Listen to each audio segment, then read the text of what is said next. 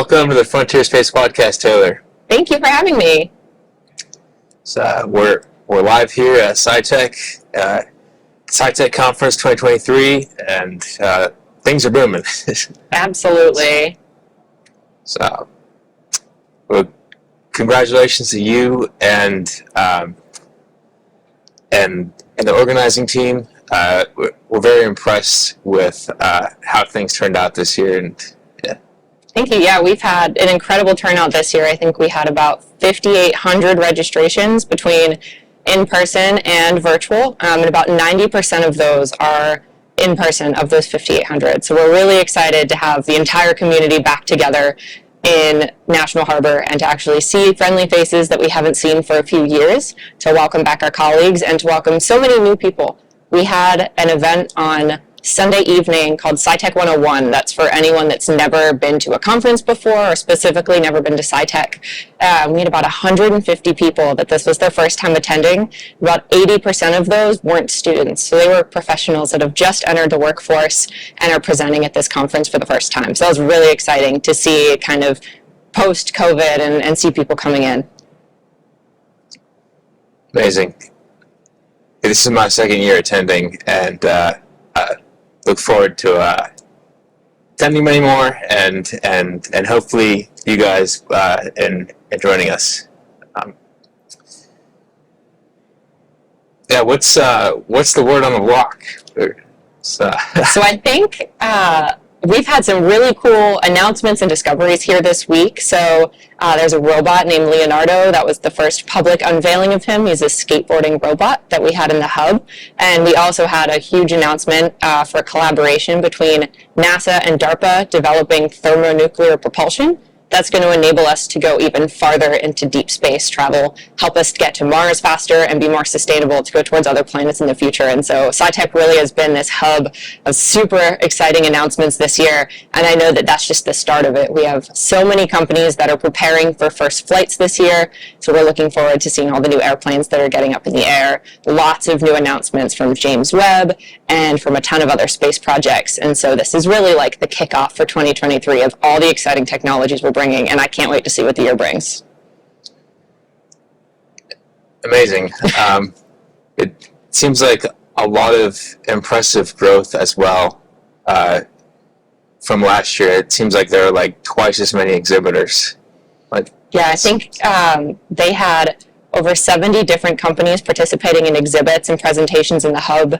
There's over 2,500 technical panels and sessions this year.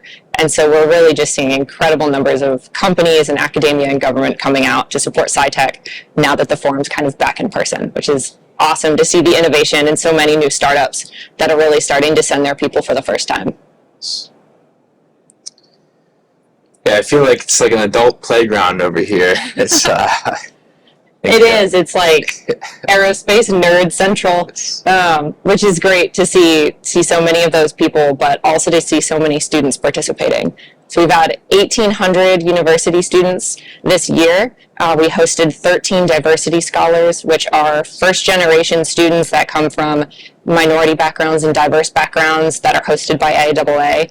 And we've had an absolute slew of events that are catered towards them and towards young professionals. And so the Guiding Coalition this year was very thoughtful of making sure that we are integrating young professionals, integrating students, and making them feel welcome at a conference where they're not necessarily presenting technical work, but are really excited to see what the future holds for them as they move into their careers. Nice.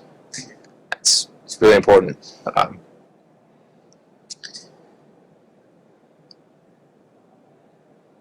Could you walk us through a bit more about what you and the Guiding Coalition do behind the scenes? Sure. Yeah, so as part of the Guiding Coalition, we're setting up the overall theme for the whole week, so Igniting the Future this week. And then every day, we have a daily theme that drives our plenary, so our morning keynote, and then our panels and forums throughout the day. And so we split up each day. Members of our coalition will take Monday through Friday, and they'll find whatever speakers we think would be most relevant, panelists that we think would work really well together, and moderators that can really help bring out the most exciting stories and the most inspirational things out of all of those panelists. And so we really help to form all of the thematics for each day, make sure all of our supporting sessions that go with it kind of tie in really well with that, and then also making sure that we have a place for everyone. So we really look for diversity in speakers, both in academia, in nationality, and just in diversity of thought, to make sure that we're kind of covering all of our bases, making sure everyone sees the part of the industry that they're most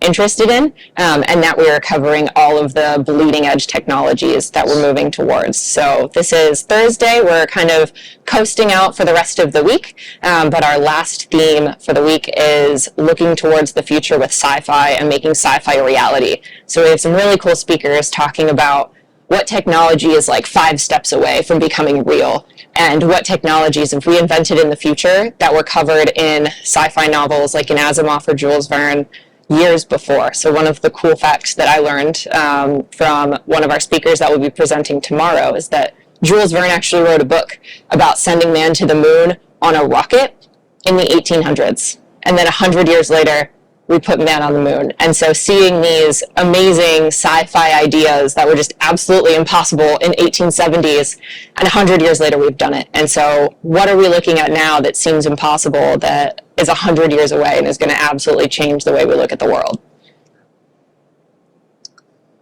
And time shall tell.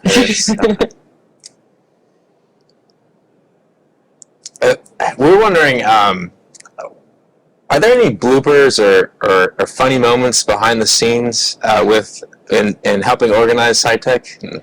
There's always some interesting moments getting so many different kinds of people together and figuring out speakers for things. We go through a lot of different, oh, what if we do this? And then, oh, actually, we did that last year at this other event. We probably shouldn't repeat the same person. Or, oh, we'd love to have these 2 people on a panel, but they have exactly different thoughts.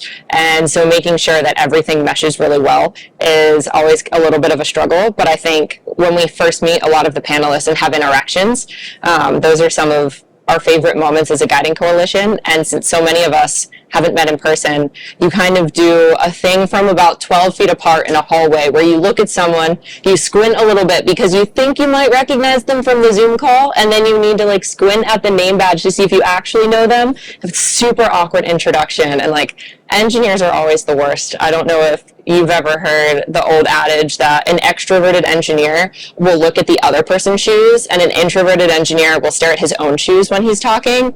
And you see so much of that here, that you get every spectrum of the very extroverted and excitable engineers and the super quiet, like traditional pocket protector kind of engineers. And somehow they're all best friends and they work really well together. But some of the introductions and interactions are just painfully awkward between people. And so I think those are my favorite to watch, just how everyone interacts back and forth. It was like, oh, that was a weird one. All right, messed that one up. Continue on the next one. Yeah. It's always a rush to see familiar faces and friends, and it is, and it's so interesting to see who is friends. So, for example, we had a panel on Wednesday at lunchtime. So it was hosted by the Young Professional Group, which is 35 and under, and it was titled, "I Got My Dream Job, Now What?" And so the whole point of that panel was to have a moderator that was a young professional. He is a conceptual designer at Skunkworks at Lockheed Martin, who just got his dream job, but now he's 25 years away from being a technical fellow, or 15 years away from this other large goal. And like, what do you do for 15 years? How do you make short-term goals to get anywhere? You just graduated college where like your goal was to survive the semester. And now your goals are 5, 10, 15 years away, and how do you manage that and stay inspired and interested? But our 4 panelists, a lot of them had never met each other, and they were so excited to meet each other. And after the panel, they had sat with each other and said, like, this was the coolest panel, and I can't believe I got to sit next to Ricky Shine. And then Dr. Ricky Shine was sitting next to Leslie Weitz and said, this was the coolest thing, I can't believe I got to meet you. And so you have these 4 panelists that are considered these giants in the industry and so influential to these students and these young professionals, and they're all just as excited to meet each other. And seeing the interaction of those sorts of folks that might know each other's names but have never met each other and are like little kids, or like, you're an ex-astronaut and I got to just meet an astronaut and that's the coolest thing ever. I think those interactions are the most important to see, especially as young professionals, how giddy all of the more mid-career, late-career engineers are, to meet each other and kind of share in each other's accomplishments. And that sense of camaraderie and family is, I think, the thing that brings everybody back every year. Sounds like it. Last question here. What is one thing to improve on for next year? So I think one of the things that we can improve on going forward is encapsulating even more of the bleeding edge technologies. So within AIAA, we have 3 domains. So we have the research and development domain, a space domain, and an aeronautics domain. We have leaders for each of those, and so they are really going out to try to find what the cutting edge technology is, what's about to be the breakthrough in that technology, and we try to grab it as quickly as we can. So we really want to make sure to harness that and to put working groups together and steering committees, and so we want to highlight that technology as it's brand new, and we want to be the first ones to announce that and have papers like that at our conferences. And so this is really the first conference where we're implementing those domains and letting them steer the way that we form panels and the way that we form all of our themes for the day. And so I think really leaning into those domains and leaning into finding the cutting edge, finding the bleeding edge, making sure that we have the experts in the field in our organization. So if they're not already in AIAA, how do we pull them in and rope them in and make them a part of this family? And I think that will really continue to make us the leaders in aerospace conferences, and we'll bring in other disciplines as well. So if we're the people that are announcing breakthroughs in battery technology, then we'll get the electrical engineers as well. And I think getting that multidisciplinary view and that big picture view will really kind of push us over the edge of being even better than we are now. Agreed, yeah. And with the Gaylord Resort, this is one of the best hotels and places to organize something like SciTech. I think it's and so we'd highly encourage everyone to go hop on a plane or ride and join us next year at AIAA SciTech 2024. So we'll be in Orlando next year. So that'll be really exciting. Hopefully it won't be quite as chilly or rainy, but no promises on the rain since it is Central Florida. We also have aviation coming up in June. That's going to be in San Diego. We have defense coming up in, I believe, April, and that's in Maryland. And we have Ascend in October in Las Vegas. So any part of the aerospace industry that you're interested in, we probably have a forum for it, and we'd love to invite people out and join us in person. Awesome. Well, thanks so much, Taylor. Yep.